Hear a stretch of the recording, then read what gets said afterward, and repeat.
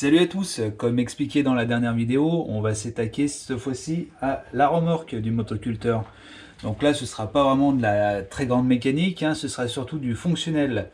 Car comme je vous ai dit, le motoculteur, lui, c'était vraiment plus aussi vraiment sentimental que la remorque. Bah voilà, moi c'est vraiment un outil de travail, tout simplement. Donc là, sur ce sujet-là, on va surtout s'occuper de tout ce qui est vérif, roulement, frein, car c'est une remorque freinée, tout ce qui est partie benne basculante aussi. Donc là, on va devoir démonter la partie benne du châssis. Et je vais vous montrer aussi la chape d'adaptation entre la partie motoculteur et la partie remorque. Ça, c'est une pièce mécano-soudée.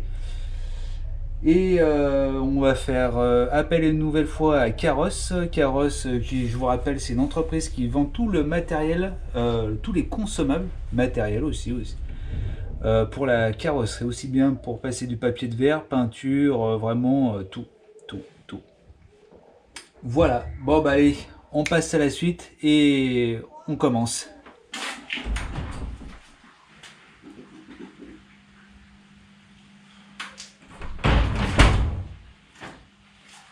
Bon, aucun regret, il pleut à saut. Bon, premières explications.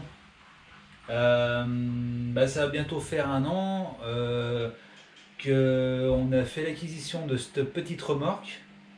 Pour adapter la remorque justement, il a fallu fabriquer cette chape.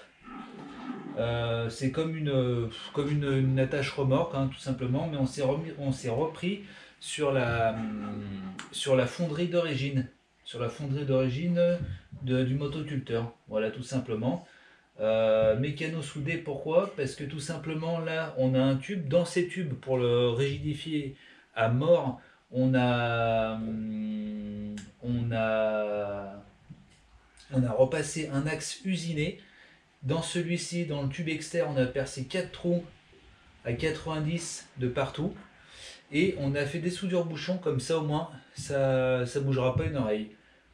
Voilà, donc aussi bien ça peut tourner comme celui-ci, voilà, mais aussi bien si vous avez du dévers, ça peut tourner sur l'axe. Ah, tomber. Euh, ça peut aussi pivoter. Voilà, comme ça si vous avez du dévers, il n'y a aucun problème.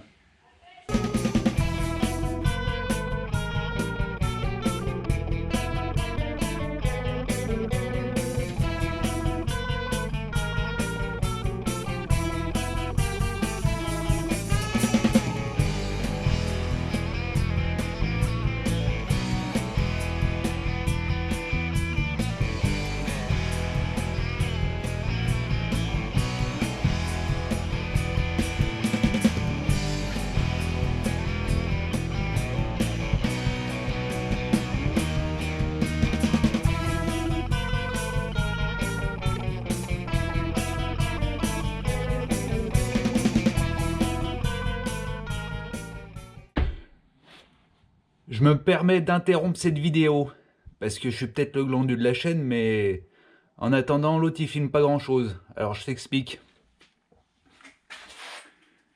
Le châssis c'est terminé. Voilà, le châssis c'est terminé. Il l'a repeint. Il a refait le freinage, les roulements, le graissage, il a tout refait nickel. Mais sauf qu'il a rien filmé, voilà. En attendant, c'est lui le héros de la chaîne, soi-disant. Mais voilà. Je te montre un truc quand même, un peu plus près. Voilà. Donc là, c'est tous les roulements coniques aussi bien à l'intérieur qu'à l'extérieur du tambour. Et je vais te dire que cette remorque, c'est du solide. Parce que tout le reste, c'est du tube creux en carré, mais sauf que l'essieu, c'est du tube, enfin c'est même pas du tube, c'est du carré plein. Voilà. Pour la suite, c'est tout simplement le plateau.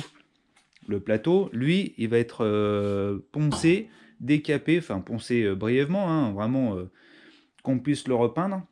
Le bois traité, donc de ce côté, on va essayer de se trouver de la peinture bleue,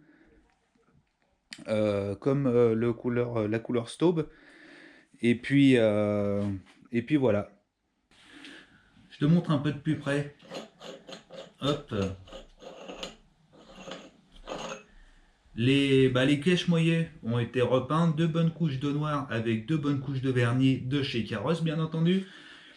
Et tous les roulements, petits roulements en externe et gros roulements en inter, contrôlés, dégraissés. Voilà, et puis regraisser avec de la graisse neuve pour les roulements. Et puis resserrage normal avec une nouvelle goupille. Et là, hop, l'autre côté pareil. On y resserre bien, juste à la main, hein, c'est juste un cache moelleux. Et pour la suite, eh ben, je vous laisse avec Sam. Bon, voilà, la couche de noir partie cadre acier est posée. C'est une couche de peinture, on va dire, anti-rouille, et exprès pour les châssis de camion. Voilà, maintenant on va passer à la couleur bleue. Couleur bleue que Carrosse m'a confectionné en bidon pour du 2 litres, tout simplement. Et avec le même râle, même la même référence que la peinture en aérosol qu'il m'avait fourni pour le Staub. Voilà.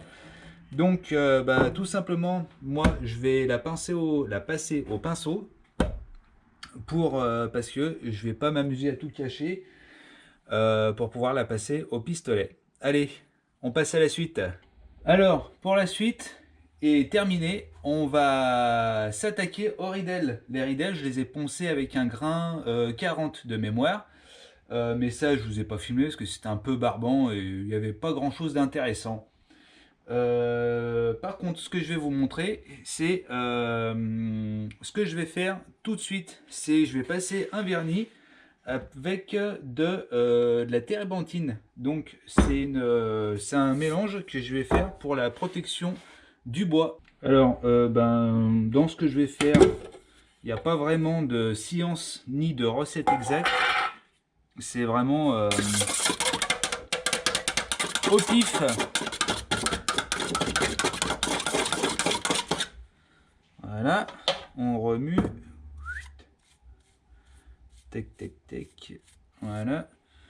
Ensuite, on va essayer de se tenir avec un récipient à peu près d'aplomb, avec un chiffre qui est gradué 200 ml, je pense. On va se tenir à ça.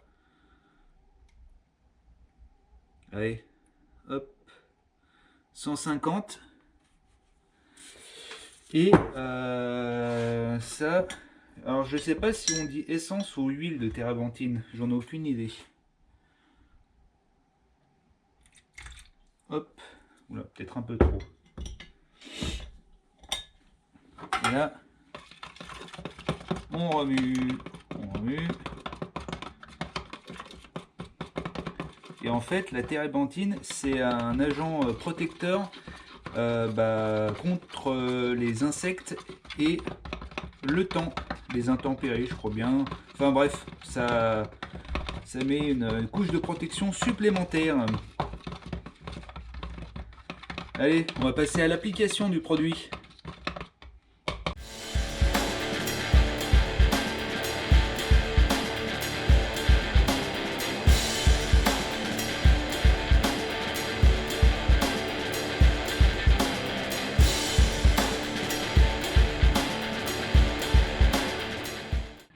Allez, je vous fais un petit état des lieux car tellement pris dans le truc de tout remonter, de soigner un peu les finitions, enfin au mieux, j'en ai oublié de filmer un peu une bonne partie.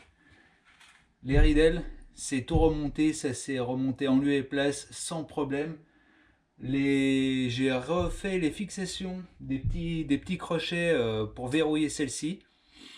Et je me suis aperçu qu'en fait il manquait encore un petit détail, les petits catadiopres qui vont derrière, sur la ridelle de derrière, je les ai carrément oublié de peindre. Donc je vais y faire tout de suite. Et pour cela, je vais reprendre la bombe de chez Carrosse carrément.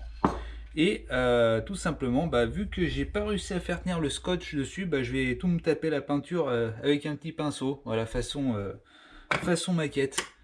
Je vous montre ça de plus près. Voilà. Là, C'est nickel.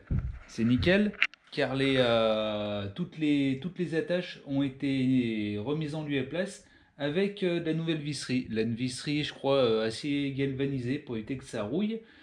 Ce que j'ai fait, j'ai refait de la tête bombée justement pour éviter que ça fasse assez sympa sur la finition. Voilà. Et là, je me suis tapé le luxe de refaire une petite plaque avec plaque laiton, si je dis pas de bêtises, avec l'année de fabrication 1968 qui correspond au motoculteur Staub. Voilà. Mais là, vraiment super content du résultat. C'est un truc de, c'est vraiment un truc de fou. C'est vraiment super sympa. Allez, on passe à la suite.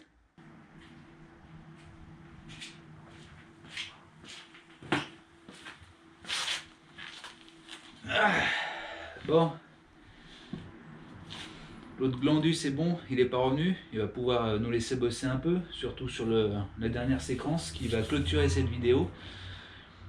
Bon, j'espère que celle-ci vous aura plu. Voilà, c'était un petit challenge, un petit truc sympa à filmer, voilà, donc à travers celle-ci je vais peut-être pas vous apprendre grand chose, mais je trouvais que c'était sympa quand même de vous apprendre un peu, de vous montrer surtout un peu une fois de plus l'envers du décor.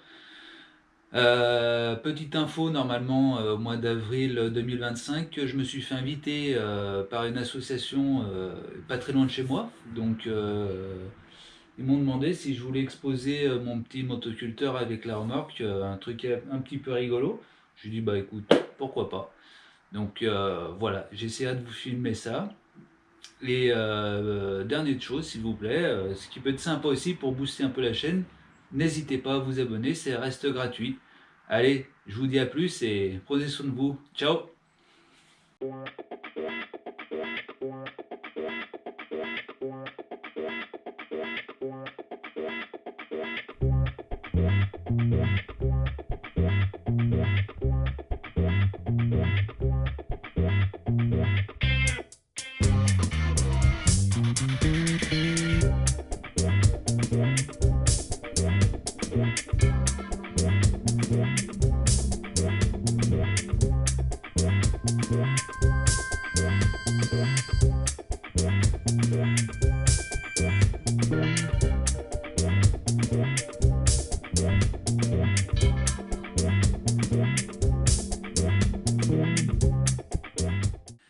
Et d'ailleurs, mon nom à moi, c'est Ernesto Juarez. C'est pas l'autre déglingo, hein? On est d'accord?